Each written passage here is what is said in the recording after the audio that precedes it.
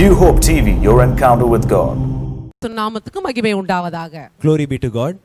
TV நேயர்கள் அனைவருக்கும் என் நன்றியும் வாழ்த்துக்களையும் சொல்லுகிறேன். I send my wishes and my thanks to all the people who are watching this இன்றைக்கு program. உங்கள் வீடுகளில் வந்து உங்களை பார்ப்பதில் கர்த்தருடைய வார்த்தையை உங்களுக்கு பகிர்ந்து கொடுத்து உங்களுக்காக ஜெபிப்பது ஒரு பெரிய பாக்கியம் என்று நான் கருதுகிறேன். I consider this as a great privilege to share God's word with you and also praying along with you. இன்றைக்கு தலைப்பு ஒரு சேதமும் உன்னை அணுகாது. The message for today is no harm shall come to you. உலகமெல்லாம் பயந்து கொண்டிருக்கிறதான் இந்த நாட்களில். Now in these days when the whole world is in fear, என்ன நடக்குமோ நாளைக்கே என்று சொல்லி ஒரு பெரிய திகில் இருக்கிறதான் இந்த வேளையில். they are panicking of what is going to happen the next day. ஆனா நீங்க எப்படி சொல்ல முடியும் என்று என்னை பார்த்து கேட்கலாம். Now you can ask me, how can you tell at this situation if this thing is going to happen? ஆனா கர்த்தர் நமக்கு ஒரு நல்ல வார்த்தையை தருகிறார். But God has given a good word to us this day. வாசியுங்கள் சங்கீதம் 91 சங்கீதம் 10 வசனம். Let's read Psalm 91 verse 10. ஆகையால் பொல்லாப்பு உனக்கு நேரிடாது, வாதை உன் கூடாரத்தை அணுகாது. வசனம் சொல்லுகிறது பொல்லாப்பு உனக்கு நேரிடாது. God's word says no evil shall befall you. பொல்லாப்பு உனக்கு நேரிடாது. No evil shall befall you. வாதை உன் கூடாரத்தை அணுகாது. No evil shall come near your tent. சங்கீதம் 34 சங்கீதம் 7 வசனம் இப்படி சொல்லுகிறது. Psalm 34 verse 7 says like this. கர்த்தருடைய தூதன் அவருக்கு பயந்தவர்களை சூழ பாளையமிறங்கி அவர்களை விடுவிக்கிறார். கர்த்தருக்கு பயந்தவர்களுக்கு தான் இந்த ஆசீர்வாதம் உண்டு. This blessing is only for those who fear the Lord. கர்த்தருக்கு பயந்து அவருடைய பாதத்தை நீங்கள் பற்றிக்கொள்ள முடியும் என்றால், if you are going to fear the Lord and going to hear his word, இந்த சங்கீதம் 91 சங்கீதத்துல வருகிற எல்லா ஆசீர்வாதங்களும் உங்கள் தலைமேல் வந்து இருக்கும். all the blessings in this psalm will come to you. அதுல இரண்டாம் வசனம் இப்படியாக சொல்லுகிறது. Verse 2 says like this. நான் கர்த்தரை நோக்கி, I will say to the Lord. நான் பர்சனலா சங்கீதக்காரன் சொல்லுகிறார், நான் கர்த்தரை நோக்கி. The psalmist says personally that I will look to the Lord. நான் கர்த்தரை நோக்கி, I will look to the Lord. நீர் என் அடைக்கலம். You are my refuge. நீர் என் அடைக்கலம், என் கோட்டை. இப்படியாக சங்கீதக்காரன் சொல்லுகிறார். நான் சொல்ல வேண்டும். Psalmist says that I will say to the Lord that you are my refuge, you are my fortress, and tells many things like that. அநேக பாடுகள் அநேக போராட்டங்கள் இந்த உலகத்தில் உண்டு. Now in the world there are many troubles and problems. தெரிந்து வருகிறதான பிரச்சனைகள் சிலவற்றே. Many things which come, only few things we know that problem which will come to us. ஆனால் நமக்கு தெரியாம அநேக காரியங்கள் பிரச்சனைகள் நம்மை சுற்றி சுற்றி வருகிறது. But unknown to us there are a lot of problems and a lot of things attacking us. சங்கீதக்காரன் சொல்லுகிறார், The psalmist says here that இருள்ல உண்டாகிறதான பயங்கரம், the plague that comes in darkness, பகல்ல உண்டாகிறதான அம்புகள், the arrows that come in midday, இருள்ல வருகிறதான கொள்ளை நோய்கள், the diseases that come in the midday. இப்படியாக சங்கீதக்காரன் அநேக காரியங்களை சொல்லிக்கொண்டே வருகிறார். The psalmist says a lot of things like this. இதெல்லாம் உங்க குடும்பத்தையோ உங்க பிள்ளைகளையோ உங்களையோ தொடக்கூடாது என்றால், Now if you don't want all of this to attack your family or your children, கர்த்தர் மேல் வாஞ்சையா இருக்க வேண்டும். you must desire the Lord. இந்த கடைசி நாட்கள்ல நாம் வாழ்ந்து கொண்டிருக்கிறோம். We are living in this last days. கர்த்தர் மேல் அதிகமான வாஞ்சை இருக்கட்டும். Let our desire be only on the Lord. கர்த்தர் மேல் உங்களுக்கு வாஞ்சை அதிகமாகும் போது, when your desire for the Lord increases, கர்த்தர் சொல்கிறார், ஆபத்தில் நானே அவனோடு இருந்து, God says in the times of trouble I will be with him. ஒன்றும் உன்னை சேதப்படுத்தாது. That time nothing shall affect you. லூக்கா 10 அதிகாரம் 19 வசனத்தை வாசித்து பார்க்கும்போது, Let's read Luke verse 10 and verse 19. இதோ சர்ப்பங்களையும் தேள்களையும் மிதிக்கவும் சத்துருவினுடைய சகல வல்லமையையும் மேற்கொள்ளவும் உங்களுக்கு அதிகாரம் கொடுக்கிறேன், ஒன்றும் உங்களை சேதப்படுத்த மாட்டாது. ஒன்றும் உங்களை சேதப்படுத்த மாட்டாது. Nothing shall harm you. இந்த பகுதியில வாசிக்கும் போது கர்த்தர் சொல்லுகிறார், When we read in this passage, God says, ஒன்றும் உங்களை சேதப்படுத்தாது. nothing shall harm you. பவுலுடைய வாழ்க்கையில இந்த காரியம் அப்படியே நடந்தது. When we see the life of Paul, this thing was fulfilled in his life. அப்போஸ்தலர் 28 அதிகாரத்துக்கு வரும்போது, When we come to Acts chapter 28 verses 1 to 6, அப்போஸ்தலனாகிய பவுல் சொல்லுகிறார், the apostle Paul says, இப்படியாக மலிதா தீவுக்குள்ளாக நான் கடந்து போகிறேன். they are going to the island of Malta. ஆனா அந்த நேரத்துல அங்க அதிகமான மழையும் குளிரும் பனியும் காணப்பட்டது. That time it was very cold and it was raining. அந்த ஊர் ஜனங்கள், அந்த தீவின் ஜனங்கள், the people of the island, இவர்களை சந்தோஷமாக வரவேற்றுக் கொண்டார்கள். welcomed them joyfully. நெருப்பை மூட்டி they started a fire. எல்லாரும் அந்த குளிர் காய்ந்து கொண்டிருந்தார்கள். Everyone was sitting around it. சந்தோஷமா எல்லாரும் அமர்ந்திருக்கிறார்கள். This was a joyful situation. ஆனா பவுல் பார்க்கும்போது, when we look at Paul, சில விறகுகள் அங்க தூரத்தில் இருந்தது. there was some firewood a bit far away. அந்த பிரயோஜனம் இல்லாம இருந்ததான அந்த விறகை எடுத்து இந்த அக்கினிக்குள்ளாய் போட்டார். He brought that firewood into this fire. அந்த அக்கினிக்குள்ள போடும்போது நடந்த காரியம் என்னவென்றால், Now what happened was, அந்த விறகுல இருந்து ஒரு விரியன் பாம்பு அவருடைய கையை கவ்விக்கொண்டது. there was a viper which was among the firewood which came and bit him. இந்த விரியன் பாம்பை பார்த்த உடனே எல்லாரும் பயந்து, When the people saw this viper, எல்லாரும் பயந்து சொல்லுகிறதான ஒரு காரியம், the people were afraid and they said, Pavul இப்பொழுது வீக்கம் அடைந்து கீழே விழுந்து சடுதியிலே சாவான் என்று எதிர்பார்த்தார்கள். at any moment now Paul will die now in front of our eyes. ஆனா நடந்தது என்னது தெரியுமா? What happened was, பவுல் அந்த பாம்பை அக்கினியில் உதறி விட்டார். Paul just shook that viper into that fire. அதை உதறி விட்டான். He just shook it away. நடந்த காரியம் என்ன தெரியுமா? What happened? எல்லாருக்கும் ஒரு பெரிய மகிழ்ச்சி உண்டாயிற்று. There was a great joy among the people. இந்த நாட்கள்ல ஒருவேளை சில பிரச்சனைகள் உங்களை விட மாட்டேன் என்று உங்களை கவ்வி கொண்டிருக்கிறதா இருக்கலாம். Maybe in this time there might be some problems which are biting you, telling that I won't leave you. நல்ல காரியம் தானே நான் செய்தேன். You might say, I might have done a good thing. அநேகருக்கு நான் நன்மையான காரியத்தை தானே செய்தேன். I might have done good things to many people. எதற்கு எனக்கு இந்த பிரச்சனை? Why are these problems N coming to பிசினஸ்ல me? எதற்கு இந்த பிரச்சனை? Why are the problems coming to my business? என் குடும்பத்துல ஏன் இப்படி ஒரு சூழ்நிலை காணப்படுகிறது? Why is the situation coming in my family? என்னுடைய பணம், என்னுடைய ஃபைனான்ஷியல் சிச்சுவேஷன் பார்க்கும்போது நாளுக்கு நாள் கீழே போய் கொண்டிருக்கிறது. Why is my financial situation going down day by day? நான் என்ன செய்ய முடியும் என்று என்னை பார்த்து நீங்கள் கேட்டால் ஒரே ஒரு காரியம் நீங்க செய்ய வேண்டும். If you ask why is this happening to me, I will say you there's only one thing we have to do. இந்த பிரச்சனை அக்கினியில் நீங்க உதறி விட You வேண்டும். have to put this problem into the fire. அங்க அப்போஸ்தலர் 28ஆம் அதிகாரம் 5ஆம் வசனத்தை வாசித்து பாருங்கள். When you read Acts 28 verse 5, அவன் அந்த பூச்சியை தீயிலே உதறி போட்டு ஒரு தீங்கும் அடையாதிருந்தான். ஒரு தீங்கும் அடையாதிருந்தான். Apostle Paul did not face any harm. ஒருவேளை இதே பவுல் அந்த விரியம் பாம்பை வேற எங்கேயாவது உதறி விட்டிருந்தால், Suppose if Paul had thrown the snake somewhere else, அது மற்ற ஜனங்களையும் போய் கடித்திருக்கும். it could have attacked the other people also. அநேகர் மரித்திருக்கலாம். People might have died. ஆனால் அவர் செய்த ஒரே காரியம் அக்கினியில் தன் கையை உதறி விட்டார். If you look at Paul, he just shook his hand into the fire. இதே போல உங்க வாழ்க்கையில எந்த பிரச்சனையா இருந்தாலும், The same way, whatever problem, if it's there in அது your எந்த life, சூழ்நிலையா இருந்தாலும், whatever situation, அது கர்த்தருடைய சமூகத்துக்கு அந்த பிரச்சனையை கொண்டு வாங்க. bring that problem or the situation into the house of God. கர்த்தருடைய சமூகத்துல அதை நீங்க உதறி விட பழகும்போது, When you shake it away in the presence of God, ஒரு தீங்கும் உன்னை சேதப்படுத்தாது. no harm shall befall you. எரேமியா 50ஆம் அதிகாரம் When we read Jeremiah chapter 50, 33-34 வசனத்தை வாசிங்கள். verse 33-34, சேனைகளின் கர்த்தர் சொல்லுகிறது என்னவென்றால், இஸ்ரவேல் புத்திரரும் யூதா புத்திரரும் ஏகமாய் ஒடுங்குண்டார்கள். அவர்களை சிறையாக்கின யாவரும் அவர்களை விடமாட்டோம் என்று கெட்டியாய் பிடித்துக் கொண்டார்கள். விடமாட்டோம் என்று கட்டியாய் பிடித்துக் கொண்டார்கள். அவர்களுடைய மீட்புறவனில் வல்லமையுள்ளவர். விடமாட்டேன் என்று சில பிரச்சனைகள் உங்களை பிடித்துக் கொண்டிருக்கிறதா? you might are the problems holding you so fast that they are refusing to leave you? சில பலவீனங்கள் உங்களை விடமாட்டேன் என்று தொடர்ந்து பற்றி கொண்டிருக்கிறதா? Or are the diseases holding you so fast that they refuse to leave you? இந்த ஃபைனான்சியல் சிச்சுவேஷன், இந்த கடன் பாரம் என்ன விடமாட்டேன் என்று பிடித்துக் கொண்டிருக்கிறதுன்னு நீங்க நினைக்கிறீங்களா? Or are these problems in your finances or all these debts holding you so fast and not leaving you? கர்த்தர் உங்களை பார்த்து தான் சொல்லுகிறார், என் மீட்பர் இன்னும் உயிரோடு இருக்கிறார். God says to you that your redeemer is still alive. அவர் இன்னும் உயிரோடு தான் இருக்கிறார். He still lives. அவர் ஒரு நாள் உங்களை கைவிடவே மாட்டார். He will never forsake you at any time. யாக்கோபுடைய வாழ்க்கையை எடுத்து பார்க்கும்போது, When we look at the life of Jacob, யாக்கோபு என்று ஒரு மனிதன் வேதத்தில் உண்டு. in the Bible there's a person called Jacob.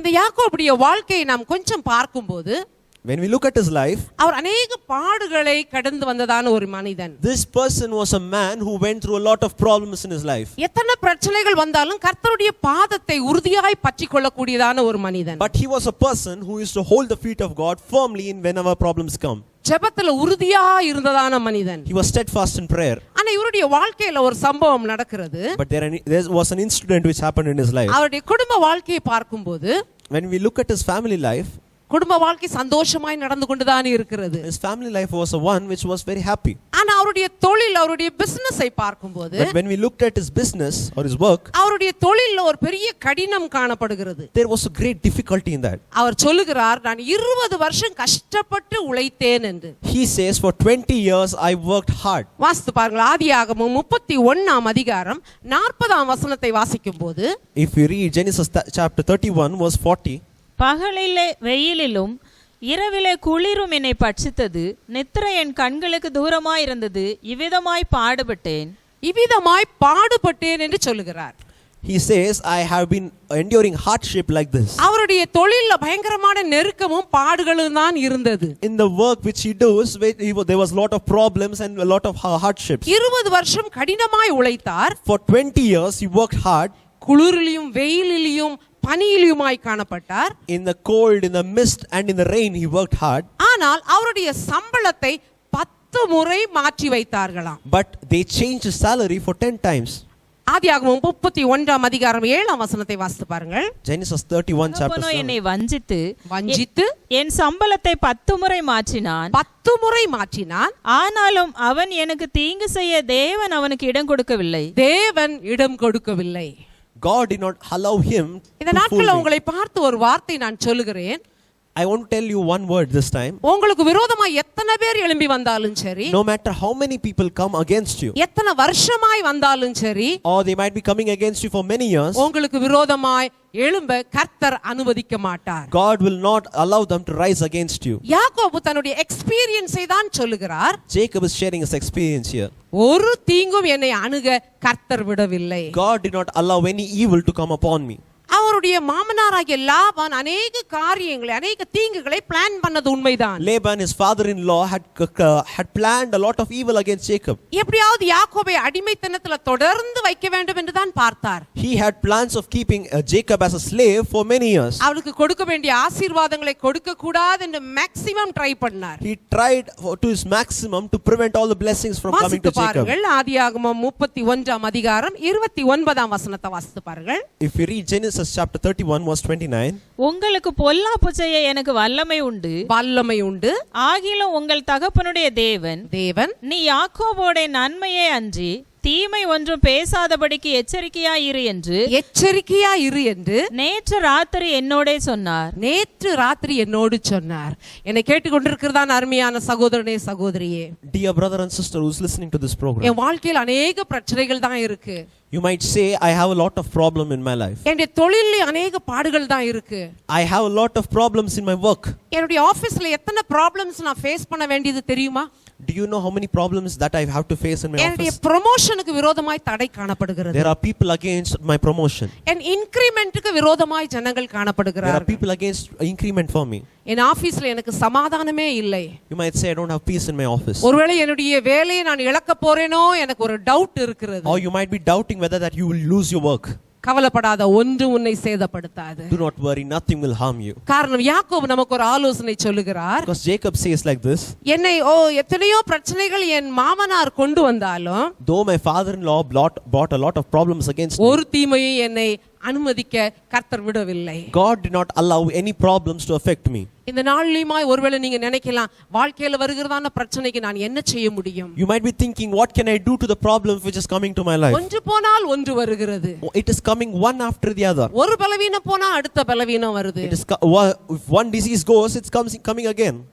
எப்படி நான் இந்த உலகத்துல வாழ முடியும் என்று கவலையோடு ஒருவேளை நீங்க வாழ்ந்து கொண்டிருக்கலாம். You might be living with fear. How can I live in this world? வசனம் சொல்லுது, யோபின் புத்தகம், யோபு சொல்லுகிறார் 5ஆம் அதிகாரம் 19ஆம் வசனத்தை வாசித்து பாருங்கள். When we read Job 5:19, the Bible says like this, 6 இக்கட்டுகளுக்கு உம்மை நீங்களாக்குவார், 7ஆவதிலும் பொல்லாப்பு உம்மை தொடாது. no evil shall touch you. ஒருவேளை 6 பிரச்சனை வந்தாலும் சரி, 7 பிரச்சனை வந்தாலும் சரி, No matter 6 problems or 7 come against you, இந்த வருஷத்தின் ஆரம்பத்திலே அநேக பிரச்சனைகளை நான் சந்தித்து விட்டேன் என்று நீங்கள் சொன்னாலும் சரி, you might say, even at the beginning of the year itself, I faced a lot of problems. கவலைப்படாது, ஒன்று முன்னை சேதப்படுத்தாது. Do not be afraid, nothing shall touch you. இந்த உலகத்துல பஞ்சங்களை நாங்கள் கேள்விப்படுகிறோம். You might hear of famines in the world, உலகத்துல அநேக கொள்ளை நோய்களை பற்றி நாங்கள் கேள்விப்படுகிறோம். or deadly diseases in the world. உலகம் மட்டுமல்ல, எங்க தேசத்திலே இப்படிதான் இருக்கே. You might say, even in my country it is like this. எங்க ஊர்லயும் இப்படிதான் இருக்கேன்னு ஒருவேளை நீங்க You சொல்லலாம். might say, even in my city or my place it is like this. ஆனா யோபு சொல்லுகிறார் 5ஆம் அதிகாரம் 24ஆம் வசனத்தை வாசித்து பாருங்கள். When we read Job 5:24, உம்முடைய கூடாரம் சமாதானத்தோடு இருக்க காண்பீர், உம்முடைய வாசஸ்தலத்தை விசாரிக்கும் போது குறைவை காண மாட்டீர். உங்க வீட்டுல குறையில்லாம கர்த்தர் உங்களை நடத்துவார். God will lead you without any lack in your house. எந்த பிரச்சனைகள் போராட்டங்கள் வந்தாலும், no matter what problems or what situation come, ஒருவேளை எந்த மந்திர தந்திர கிரியைகள் உங்களுக்கு விரோதமாய் வந்தாலும் சரி, or whether it might be black magic or anything against you, யார் உங்களுக்கு விரோதமாய் எழும்பினாலும் சரி, no matter if people stand against you, அந்த உன்னதமான அவருடைய மறைவுக்குள்ளாய் நீங்கள் ஓடி வந்து விடுங்கள். run to the shelter of the Most High. அவருடைய செட்டையின் கீழ் நீங்கள் வரும்போதுதான் உங்களுக்கு ஆரோக்கியம் உண்டாகும். When we run to under his wings only, you will find health in you too. என்னை கேட்டுக்கொண்டிருக்கிறது அருமையான சகோதரனே சகோதரியே, Dear brother, sister who's listening to this நாம் program, ஒரு கடைசி காலத்துல வாழ்ந்து we are living in கொண்டிருக்கிறோம். these last days. கர்த்தருடைய வருகை சமீபமா The இருக்கிறது. coming of the Lord is very near. அது வாசலண்டை வந்து விட்டது. He is at the doorstep. இந்த நாட்கள்ல எதை நினைத்து நீங்க கலங்கி கொண்டு வாழ வேண்டாம். Do not think of anything and be in fear this time. எப்படியாவது அவருடைய செட்டை நிழலுக்குள்ளாய் கொண்டு வந்து விடுங்கள். Come under the shelter of his wings. குடும்பமாய் அவருடைய செட்டையின் கீழ் காணப்பட வேண்டும். As a family, come under the shelter of his wings. ஒருவேளை உங்களுடைய பிள்ளைகளா இருக்கலாம், மருமக்களா இருக்கலாம், பேர பிள்ளைகளா இருக்கலாம். If it maybe it's your children or your grandchildren or anyone else. ஞானஸ்நானம் எடுக்காதவர்களை பார்த்து கண்டிப்பாக ஞானஸ்நானம் எடுங்கள் என்று சொல்லுங்கள். If those people haven't taken baptism, look to them and say, please take baptism. காரணம் கர்த்தர் சொல்லுகிறார், அவருடைய செட்டை நிழலுக்குள் வரும்போது, Because God says when you come under his shelter, எந்த தீங்கும் உன்னை தொடாது. no harm shall touch you. சகரியா 2:5 இப்படியாக சொல்லுகிறது.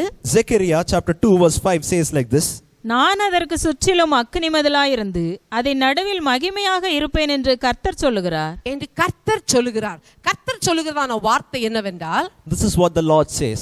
உங்களுக்கு சுற்றிலுமாய் அக்கினி மதிலாய் நான் இருப்பேன் என்று. I myself will be a fortress of fire around you. அநேக நேரம் கர்த்தர் நமக்கு வைத்திருக்கிற பாதுகாப்பு நமக்கு தெரியாமல் இருக்கிறது. Many a time we do not know what shelter we have from the Lord for us. ஆனால் பிசாசுக்கு தெரியும் கர்த்தர் எப்படி நம்மை பாதுகாக்கிறார் என்பது. பிசாசுக்கு சாத்தானுக்கு தெரியும். But at the same time, the devil knows how God protects his children. அநேகரை பேசும்போது அவர்கள் சொல்லுவார்கள், ஆலயத்துக்கு போறேனே எனக்கு எந்த பாதுகாப்பும் இல்லை. Many people will say, I'm going to God's place, I'm going to go to church. No protection. நான் அதிகமாய் ஜெபிக்கிறேன், அதிகமாய் உபவாசிக்கிறேன், I fast a lot, I pray a lot. ஆனால் எந்த விதமான எனக்கு ஆசீர்வாதம் இல்லையேன்னு ஒருவேளை நீங்க சொல்லலாம். You might say, I don't have any blessing when if I do all those things. நான் பயந்து தானே வாழ்ந்துட்டு இருக்கிறேன் இந்த கொள்ளை நோய்க்கு விரோதமாக.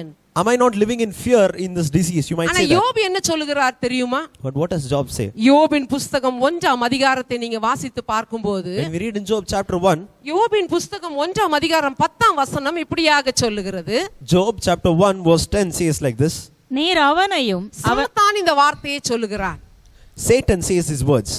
நீர் அவனையும் அவன் வீட்டையும் அவனுக்கு உண்டான எல்லாவற்றையும் சுற்றி வேலி அடைக்கவில்லையோ. சாத்தானுக்கு தெரியுது கர்த்தர் நம்மையும் நம்முடைய பொருட்கள் நம்முடைய குடும்பம் நம்முடைய எல்லாவற்றையும் சுற்றி வேலி அடைத்து வைத்திருக்கிறார் என்றது சாத்தானுக்கு தெரிகிறது. The devil knows God has a hedge of protection for his people. அநேக நேரம் நீயும் நானும் மறந்து விடுகிறோம். Many a times we forget that. Cheer up my beloved. Cheer up. கர்த்தர் உனக்கு சொல்லுகிறதான வார்த்தை, ஒரு தீங்கும் உன்னை அணுகாது. God is telling to you that no harm shall befall you. ஒரு தீங்கும் உன்னை அணுகாது. No harm shall befall you. ஒருவேளை யோபுக்கு விரோதமாய் பிரச்சனைகள் வந்தது உண்மைதான். Maybe a lot of problems would have come against Job. எல்லாவற்றையும் இழந்தது உண்மைதான். He might have lost everything. ஆனா அந்த புத்தகத்தின் கடைசி பகுதிக்கு நீங்க வரும்போது, when we come to the later part of the book of Job, எல்லா இரட்டத்தனையான ஆசீர்வாதத்தை யோபு பெற்றுக்கொண்டார். Job gets double the blessings. என்னை கேட்டுக்கொண்டிருக்கிறதான அருமையான சகோதரனே சகோதரியே, dear brother and sister who's listening to this, ஒரு தீங்கு உன்னை சேதப்படுத்த கூடாது என்றால், if no harm should befall you, அவருடைய செட்டையின் கீழ் நீங்கள் ஓடி வர வேண்டும். come under the wings of God. அவருடைய செட்டையின் கீழ் தான் ஆரோக்கியம் உண்டு. Only under his wings there is health for you. அவருடைய செட்டையின் கீழ் தான் உனக்கும் உன் பிள்ளைகளுக்கும் உன் குடும்பத்திற்கும் வேண்டிய பாதுகாப்பு உண்டு. Only under his wings there is protection for you, for your family and for your children. உண்மையாய் ஒருவேளை இன்றைக்கு ஆண்டவரே நான் உங்க செட்டையின் கீழ் வருகிறேன் என்று சொல்லி, if you want to tell to God, I want to come to your presence or to your protection, கண்டிப்பாக கர்த்தர் உங்களை மேன்மையாய் நடத்துவார். if you say like this to God, definitely he will lead you. இதை ஒரு சேலஞ்சாக எடுத்துக்கொள்ளுங்கள். Take it as a challenge. ஒரு தீங்கும் உங்களை அணுகாது. No harm shall befall you. கண்களை மூடி ஜெபம் பண்ணுவோமா? Shall we all close our eyes and pray? எத்தனை பேர் என்னோடு சேர்ந்து ஜெபம் பண்ண வேண்டும் என்று வாஞ்சிக்கிறீர்கள்? How many people want to pray along with me? ஒரு தீங்கும் என்னை அணுகாதுன்னு நீங்க சொன்ன வார்த்தைக்காக நன்றி ஆண்டவரே. Oh God, I thank you for giving this promise that no harm shall befall me. அநேக நேரங்களில் நான் சோர்ந்தது உண்மைதான் ஆண்டவரே. Many a time I have become weary. அநேக நேரம் கண்ணீரோடு கவலையோடு இருந்தது உண்மைதான் ஆண்டவரே. Many a time with tears and with lot of questions I might have been. இன்னும் எவ்வளவு நாள் தான் இந்த வியாதியில நான் கஷ்டப்பட வேண்டும்? How many more days shall I have to suffer with this disease? இன்னும் எவ்வளவு நாள் தான் இந்த கடன் பாரத்துல நான் கஷ்டப்பட வேண்டும்? How many days should I suffer with this debts around me? இந்த தொழில்ல இருக்கிறதான வீழ்ச்சி நிமித்தமாய் நான் எப்படி மேல வர போறேன் என்று அநேக நாள் நீ சோர்ந்து உட்கார்ந்தது உண்டு. You might have been thinking, how many days should I live in this debts? How many times should I wait for myself to come in this situation? ஆனா கர்த்தர் உன்னை பார்த்து சொல்லுகிறதான வார்த்தைக்காக ஆண்டவரே, கர்த்தர் சொல்லுகிறதான இந்த வார்த்தைக்காக நான் நன்றி சொல்லுகிறேன் ஆண்டவரே. But look to God and say, Lord, I thank you for your word. இந்த வார்த்தைக்காக நான் நன்றி, அதை நான் விசுவாசிக்கிறேன் என்று சொல்லு. Lord, I thank you, Lord, I trust in your word. உம்முடைய செட்டையின் கீழ் நாங்கள் குடும்பமாய் வர வாஞ்சிக்கிறோம் ஆண்டவரே. Lord, we want to come to you under your shelter as a family. கர்த்தர் என்னை இதுவரைக்கும் நடத்தின தேவன் இன்னும் நடத்துங்க ஆண்டவரே. Lord, you have been faithfully leading me till this now, lead me further on.